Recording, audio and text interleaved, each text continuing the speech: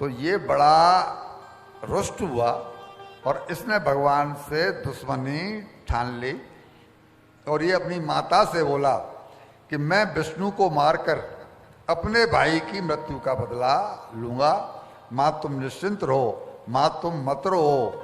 ऐसे इनको आश्वासन दिया और आश्वासन देने के बाद में इन्होंने सारा प्रयास अब इस काम के लिए होने लगा कि किसी तरह से मुझे विष्णु को मारना है। अब भगवान से दुश्मनी लेने के लिए और भगवान से प्रेम करने के लिए ताकत तो भगवान की ही चाहिए, कोई और रास्ता तो है नहीं। दैत्य लोग भी भगवान की तपस्या करके ही उस ताकत को पाते हैं जिसके बल पर वो भगवान के भक्तों को कष्ट देते हैं। उनके पास अपना कोई बल नहीं होता, वो भगवान का दिया हुआ बल ही होता है। तो जब इसने ये माँ को आश्वासन दे दिया तो ये ने विचार किया कि मैं जाकर के तपस्या करूं और ब्रह्मा जी से ऐसा वरदान मांगूं जिससे कि भगवान विष्णु को मैं मारने का पात्र हो जाऊं, क्योंकि जब लड़ाई किसी बड़े बलवान से होती है तो उसके लायक ही अपने आप को तैयारी करनी पड़ती है। तो इन्होंने भी ये कहा कि मुझे तपस्या लंबी करनी पड़ेगी, ब्रह्मा जी को प्रसन्न करना होगा और ऐसा वरदान मांगना होगा जिससे कि मैं ही उल्टा नहीं मर जाऊं। मैं चलूंगा तो उन्हें मारने के लिए, लेकिन कहीं मैं ही उल्टा नहीं मर जाऊं, इसलिए इसने ये निर्णय किया।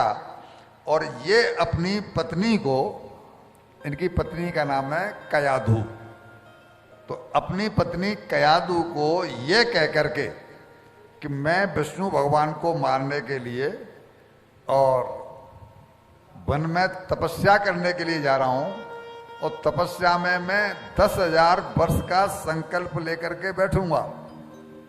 तो अब जब मैं आऊंगा तो 10,000 वर्ष बाद आऊंगा, इसलिए तुम अपना गृहस्थी में, बच्चों में, इनमें अपना रमे रहो और शासन अपने मंत्रियों को और सेनापतियों को दे करके, और ये चला गया मंदराचल पर्वत पर। मंदराचल पर्वत पर जाने के बाद में इसने एक वृक्ष के नीचे बैठ करके और तपस्या ब्रह्मा जी की करना शुरू किया, भगवान की नहीं, क्योंकि वो तो उनसे दुश्मनी मानता था।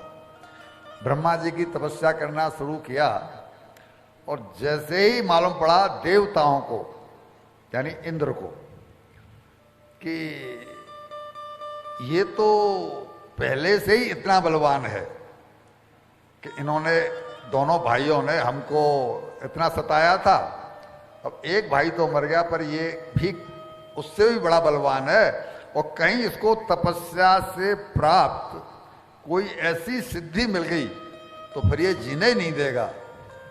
इसलिए इंद्रदेव अपने गुरु बृहस्पति जी के पास और वहां जाकर के बोला कि गुरुदेव, हिरण्यकश्यपु तपस्या करने के लिए मंदराचल पर्वत पर गया हुआ है और वो तपस्या में लीन हो गया है, तपस्या करने बैठ चुका है, तपस्या कर रहा है। अगर उसकी तपस्या पूरी हो गई तो ब्रह्मा जी वरदान दे देंगे, इसलिए आप कुछ ऐसा उपाय करो कि उसकी तपस्या पूर्ण नहीं, यानी तपस्या से वो च्युत हो जाए। गुरुदेव ने मना किया, राजन तपस्या कर रहा है तो उसे करने दो, लेकिन चूंकि अपना लालच के हमारे इंद्रासन को कब्जा में ले लेगा, पहले कई बार ये अनेक कल्पों में अनेक बार इंद्र होते हैं और अनेक बार ये सब पात्र होते हैं, तो उन्हें तो अनुभव है इस बात का। तो उन्होंने बोला नहीं, आप कोई प्रयास करिए। तो गुरु बृहस्पति ने एक तोते का रूप धारण किया, शुक का, और तोते का रूप धारण करके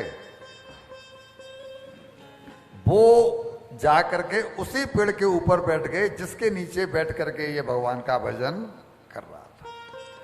भगवान का भजन कर रहा था तो उन्होंने जा करके वहां पर नारायण नारायण नारायण नारायण इस तरह से उच्चारण करना शुरू कर दिया। अब ये बड़ा परेशान कि मैं तो नारायण को मारने के लिए तपस्या कर रहा हूं और ये तोता उस नारायण का नाम ही ले रहा है। तो इसका मन उचट गया। तपस्या में एकाग्रता चाहिए और एकाग्रता उसकी बन नहीं पा रही थी, क्योंकि वो जिस मंत्र को जप रहा था वो उनको मारने का था और ये मंत्र उनकी स्तुति का है। तो उसने सोचा कि इसको भगाया जाए। तो उसने काफी प्रयास किए, लेकिन तोता को भगाने का, पत्थर मारेगा, ये करेगा, वो करेगा, पर तोता को क्या, उड़ जाएगा, फिर बैठ जाएगा, उड़ जाएगा, फिर बैठ जाएगा। जब इसको कोई सफलता नहीं मिली और हर हालत में इसे फिर यही निर्णय लेना पड़ा कि लगता है आज का मुहूर्त सही नहीं है, आज मैं गलत मुहूर्त पे आ गया हूं, मैं कल फिर आऊंगा, कल फिर आऊंगा। इसलिए ये अपनी तपस्या को बीच में ही छोड़ करके कल से दोबारा शुरू करूंगा और वहां से उठ गया।